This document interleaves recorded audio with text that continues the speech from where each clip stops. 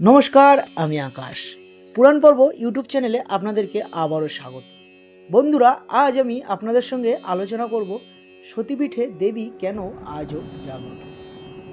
আমাদের ভারতবর্ষে যে 51টি সতীপীঠ রয়েছে, সেই প্রত্যেকটি সতীপীঠেই দেবীর অনেক অঙ্গ গিয়ে সেই সব জায়গায় সতীপীঠে পতন হয়েছে বা পড়েছে, এবং সেখানে এক একটি বিশ্বস্ত জাগ্রত মন্দির তৈরি হয়েছে। মানুষের বিশ্বাস, সবার বিশ্বাস, এবং পুরানো শাস্ত্রতেও লেখা রয়েছে যে সেখানে মা স্বয়ং বা দেবী স্বয়ং বিরাজমান।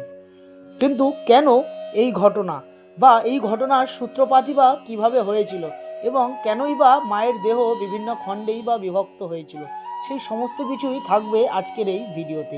আপনাদের সঙ্গে সহজ বাংলা ভাষায় গল্পের আকারেই আলোচনা করব সতীপীঠে দেবী কেন আজও জাগ্রত।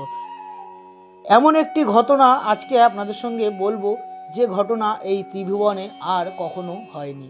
এই একবারই এই ঘটনা ঘটেছিল, যেখানে পুরো বিশ্ব ব্রহ্মাণ্ড কেঁপে গেছিল, সমস্ত ত্রিলোক যেখানে কেঁপে গেছিল। হয়তো আজকের ঘটনা শোনার পর আপনাদের চোখ দিয়ে জল আসতে বাধ্য, কিন্তু আপনারা মায়ের নাম নিয়ে আমার এই অনুরোধে পুরো ঘটনাটা শুনবেন, পুরো কাহিনীটা আপনারা শুনবেন। পুরাণ ও শাস্ত্রমতে আপনাদের সঙ্গে সহজ বাংলা ভাষায় আলোচনা করব আজকের এই কাহিনী। চলুন তাহলে শুরু করি। একসময় আকাশ, পৃথিবী, ত্রিলোক কাঁপিয়ে দিয়েছিল এক হৃদয় বিদারক ঘটনা।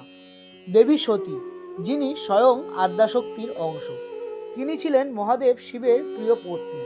কিন্তু তার পিতা দক্ষ প্রজাপতি মহাদেবকে অপমান করতেন। একদিন দক্ষ এক মহাযজ্ঞের আয়োজন করলেন।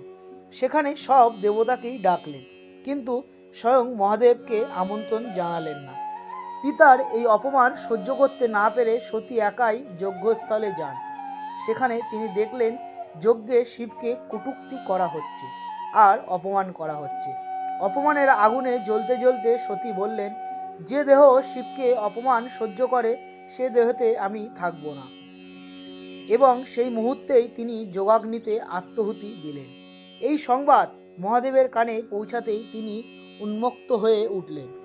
সতীর নিথর দেহ কাঁধে তুলে নিয়ে তিনি তাণ্ডব শুরু করলেন। তার ক্রোধে সমস্ত সৃষ্টি ধ্বংসের পথে। দেবতারা ভয়ে বিষ্ণুর শরণ নিলেন। তখন ভগবান বিষ্ণু তার সুদর্শন চক্র দিয়ে সতীর দেহ 51 ভাগে বিভক্ত করলেন। যেখানে যেখানে সেই অঙ্গ পড়ল, সেখানেই গড়ে উঠল এক এক করে সতীপীঠ। সেই স্থানগুলো কেবল মন্দির নয়, সেগুলো হয়ে উঠল শক্তির কেন্দ্র, যেখানে দেবী স্বয়ং শক্তিরূপেই অবস্থান করলেন। এই জন্যই বলা হয় সতীপীঠে দেবী আজও জাগ্রত, কারণ সেখানে তিনি প্রতিমা নন, তিনি চেতনা। সেখানে গেলে মানুষ অনুভব করে এক অদ্ভুত শক্তি। বুক ভরা কান্না আসে, চোখে জল ভরে আসে, মন হালকা হয়ে যায়। হাজার হাজার মানুষ আজও সেখানে গিয়ে অলৌকিক অভিজ্ঞতার কথা বলেন। কেউ বলেছেন অসুখ সেরে গেছে, কেউ বলেছেন সংসারে অশান্তি কেটে গেছে, কেউ বলেছেন জীবনের দিশা পেয়ে গেছেন। কালীঘাট, কামাখ্যা, তারাপীঠ, বৈষ্ণবদেবী, হিঙ্গলাজ সব সতীপীঠে আজও শক্তির স্পন্দন প্রবাহিত হয়। বন্ধুরা, এখানে একটা ছোট কথা বলি। এখানে তারাপীঠ আমি উচ্চারণ করলাম বা বললাম, অনেকের মতে তারাপীঠ সতীপীঠ, আবার অনেকের মতে তারাপীঠ মহাপীঠ। আপনারা অবশ্যই কমেন্ট করে জানাবেন যে তারাপীঠটা সতীপীঠ না মহাপীঠ। মহাপীঠ হোক বা সতীপীঠ হোক, মায়ের অবস্থান তারাপীঠেও একই, এবং মা তারাপীঠে একই রকমভাবে বিরাজমান। কারণ যেখানে মা স্বয়ং বামদেবকে বা বামাখ্যাপা দেবকেই স্বয়ং দেখা দিয়েছিলেন, সেখানে মা সত্যিকারেরই বিরাজমান। সেই কারণের জন্যই তারাপীঠের নামটিও আমি উল্লেখ করলাম। দেবী কেন এখানেই থাকেন? কারণ মানুষের দুঃখের ডাক যেখানে সবচেয়ে বেশি ওঠে, দেবী সেখানেই থাকেন। তিনি মায়ের মতো। সন্তান কাঁদলে মা যেমন ছুটে আসে, তেমনি ভক্তের আহ্বানে দেবীও ছুটে আসেন। সতীপীঠ তাই শুধু তীর্থ নয়, এগুলো মায়ের ঘর। এখানে অহংকার ভেঙে যায়, ভক্তি জাগে, আর মানুষের হৃদয়ে নতুন আশা জন্মায়। এই কাহিনী আমাদের শেখায় অহংকার ধ্বংস ডেকে আনে।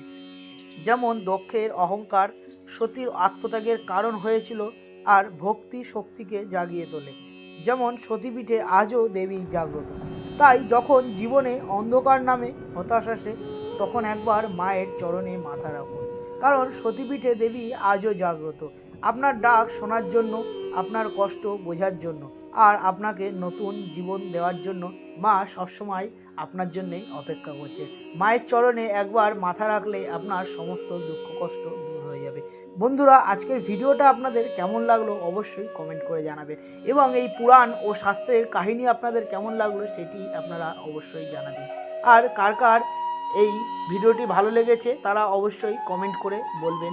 কাদের কাদের কাহিনীটা মনে লেগেছে তারা অবশ্যই কমেন্ট করবেন, এবং আপনারা আপনাদের আত্মীয় স্বজন প্রিয়জনদের কাছেও এই কাহিনীগুলো শেয়ার করবেন, যাতে তারাও মায়ের শরণাপন্ন হয়, ভক্তির শরণাপন্ন হয়, ভগবানের শরণাপন্ন হয়। মা দেখবেন মনে ভক্তি নিয়ে, বিশ্বাস নিয়ে ভগবানকে ডাকলে ভগবান অবশ্যই আপনার ডাক শুনবে, এটুকুনি আমার বিশ্বাস। তাহলে বন্ধুরা, দেখা হবে পরের কোনো একটা ভিডিওতে। ও হ্যাঁ, যারা চ্যানেলে এখন নতুন হয়ে আছেন তারা অবশ্যই চ্যানেলটি সাবস্ক্রাইব করে দিন, কারণ আমি চ্যানেলটিতে নতুন নতুন কাহিনী বলা শুরু করেছি, এবং আমি আমার এই চ্যানেলে আধ্যাত্মিক, ভক্তিমূলক ও ধর্মীয় কাহিনী নিয়ে আলোচনা করি। অবশ্যই আপনাদের ভালো লাগবে, আশা করি নিজেকে আরও পরবর্তীতে ইমপ্রুভ করতে পারবো আপনাদের আশীর্বাদে, আপনাদের ভালোবাসায়।